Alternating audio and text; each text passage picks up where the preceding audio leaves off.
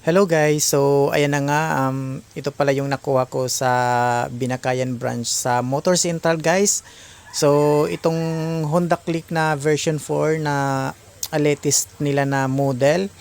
So ayan po yung napili kong kulay kasi actually guys, napili ko talagang kulay is kulay white, kaya lang nung pagpunta ko doon sa ano nila sa kasa nila is hindi na available yung puting kulay na gusto ko.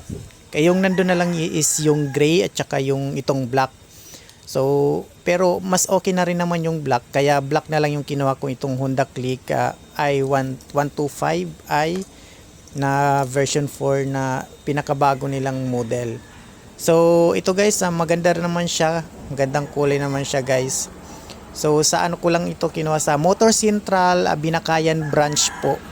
So magto 2 weeks pa lang siya sa akin. So ayan guys, may charger port po siya diyan sa mga nagra-rides diyan ng malalayo at saka mga delivery rider natin at saka yung mga nag-aangkas, nag-joyrides. Ayan, hindi na kayo mga ngamba pag ito yung gamit yung Honda Click kasi may charging port na po siya. So ayan guys, napakaangas ng kulay niya. Yung decals niya naman is ayan, may green na parang yellow green ganun. So ayan naman yung susian niya guys is binilang ko na lang din siya ng sticker.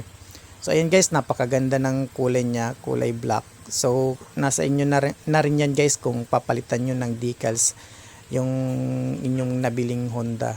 Ganun. So sa akin ko kasi hindi ko pa muna papalitan kasi once bago pa lang siya sa akin, hindi ko muna papalitan. Enjoy ko muna yung kulay niya talaga na ganyan. So ayan guys, yan yung signal light natin sa kaliwa. Tas ayun naman sa hulihan. Ayun naman sa kanan din. Okay naman yung mga ano niya. So ayan sa hulihan. So maganda talaga yung kulay niya guys, glossy black din siya. So, ano pala yung ano ko nito guys, down payment ko nito is nasa around 15,000 yung down payment. At actually guys, yung ano naman nila minimum down payment is nasa 7,000 to 11,000. Nasa sa inyo na rin yan kung dadagdagan nyo pa. So, sa akin kasi yung dinan ko is nasa 15,000. So, ang monthly ko po dyan is 4,000. Ginawa ko po siyang 2 years mahigit yung payment ko dyan. So naghulugan lang ako. So Binakayan branch lang, Motor Central guys.